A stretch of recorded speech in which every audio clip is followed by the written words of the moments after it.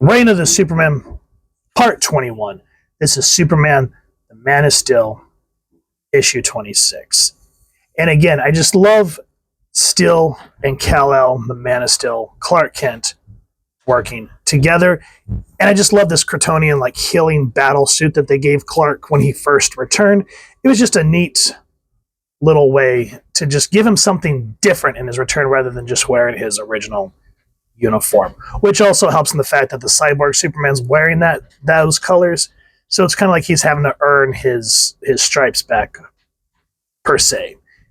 And I just love how we open up the page after we see our two men are still here, and we see the outside as Engine City continues to grow, and just the devastation it has done to Engine City and how everything is coming to a boiling point. Now, before we dive into this, the print date was October 1993. The story is Louise Simonson. Penciler is John Bogdanov. I think I always have a hard time with his name. Inker, Dennis Yanka. Again. Letterist, Albert de Guzman. Colorist, Glenn Whitmore. So we saw Still and Clark essentially go into the bowels of hell in the last issue. Not the last issue, but Action Comics 691. Remember, we had that little break with Adventures of Superman Annual 5, which I will say again, fun little read in and of itself, but I hate that they waited too long within the Reign of Superman to do that book. As I said in the last review, it just totally felt out of place, especially after everything that Superboy Connor had been through. To just see him all of a sudden heal and then how they kind of end it with, I got to get back to Engine City. It's like, there's this global threat. I mean, I get it, but at the same time, I don't know. That's just me. But at this point, we are ready for the fight against Mongol, the Man of Steel, Superman, and the Cyborg. And I just love how Mongol's standing there. He goes, "Welcome to Engine City, Superman. If you really, truly are the real Superman, I'm here to destroy your adopted world. Engine City is a giant rocket engine. Others placed around the planet would have given your world stability as it blasted into space as my new war world. But your Superboy has thwarted the placement of my second engine in Metropolis. I've watched your actions on our view screen, Superman. You no longer have the power to withstand me. First, I will destroy you, and then I will destroy your adopted world." And I just love how Clark just says, "The Earth's doomed unless we can stop it. You're right. Go to the engine room, Man of Steel. Destroy the rocket engine. I'll take care of Mongol." So just without even thinking, he's willing to take on the major threat, because Mongol can snap you like a twig. So Superman, as depowered as he is, knows what his responsibility is. And it sort of reminds me of like a round two to the Superman annual. I can't remember. We've gone over it. I'll put it in the cards. But the one where he goes, "Happy birthday, Kryptonian," and he puts that thing on Superman's chest. And it's really essentially up to Robin to take down Mongol until he's able to free Superman, and Superman just annihilates Mongol. This sort of always reminds me of a rematch, even though I know that there was more in between.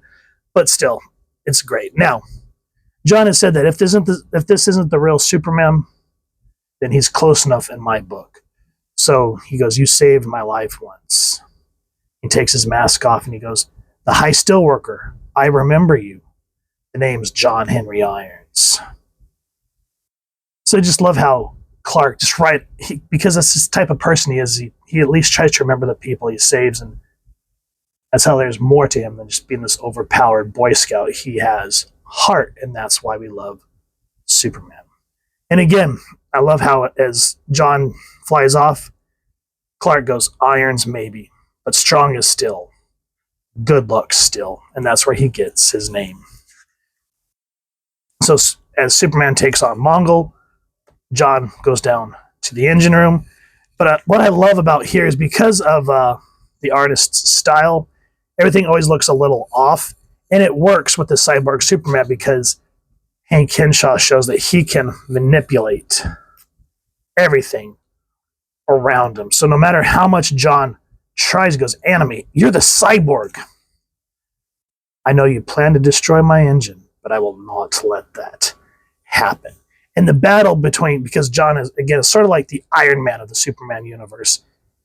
He's thinking, maybe, because Cyborg, of course, like a lot of villains, just like to monologue. He goes, you're not strong enough to, nor wise enough to be a true Man of Steel. So remember that. We'll get back to that here in a second. Of course, we get a moment with Lois and a douchebag Jeb.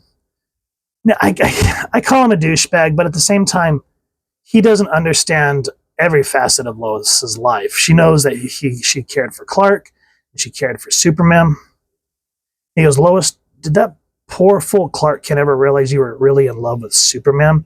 So he kind of gets it, but not at the same time. But I think the reason I call him a douchebag is because as we started the death of Superman, he goes, man, I'll take Lois even if it's on the rebound. And it's like, come on, man, don't be a tool. So while we get that kind of cringiness aside, remember, Engine City is where Coast City once resided.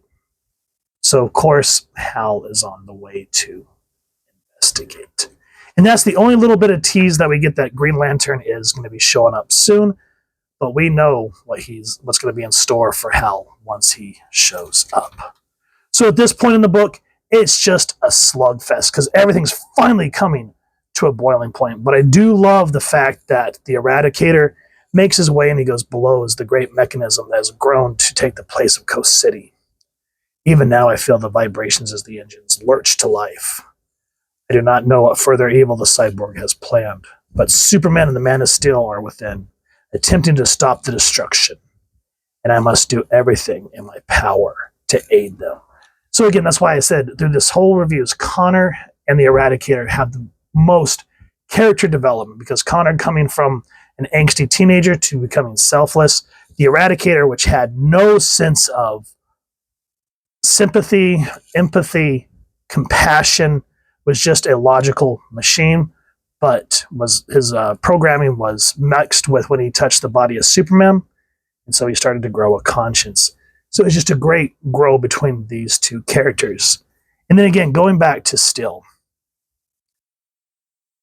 right off the bat, his heart was in the right place, wanting to honor Superman, and we just see how he grows and kind of becomes his own character. He goes, he may be right about the strength, but he has brains enough for both of us. And if I keep him talking, he just might outsmart himself. So great little way to just sort of stall, because villains, when they monologue, always have a way to shoot themselves in the foot.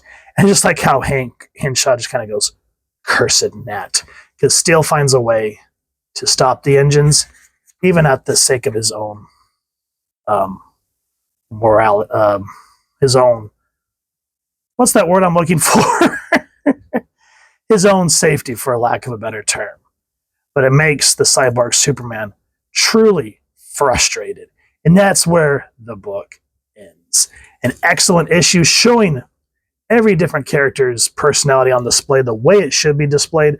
The action is great, and the dialogue is just superb. Louise Simonson really hits you in the feels. You can feel a little bit of the rub-off of Chris Claremont on her as she did Man of Steel.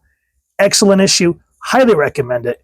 If you've enjoyed what you've seen, please first and foremost support your local comic shop or wherever it is like to get your action figures and comics, and get this book or the collected trade or the omnibus, however you want to read The Death of Superman, Funeral for a Friend, and The Reign of the Supermen. And if you've enjoyed this review, I really would appreciate taking a moment to like, share, and subscribe. Helps the channel more than you could possibly know. And if you won't mind hitting that fancy little irons bell next to subscribe, that way as I continue to upload content, you guys get notified. Come to the channel. And I love talking with you all and hearing your thoughts and feedback down in the comments below, or the socials, which I'll make sure to leave the links down in the description. So with all that said, hope you all continue to have an absolutely amazing day reading, and happy hunting, everyone.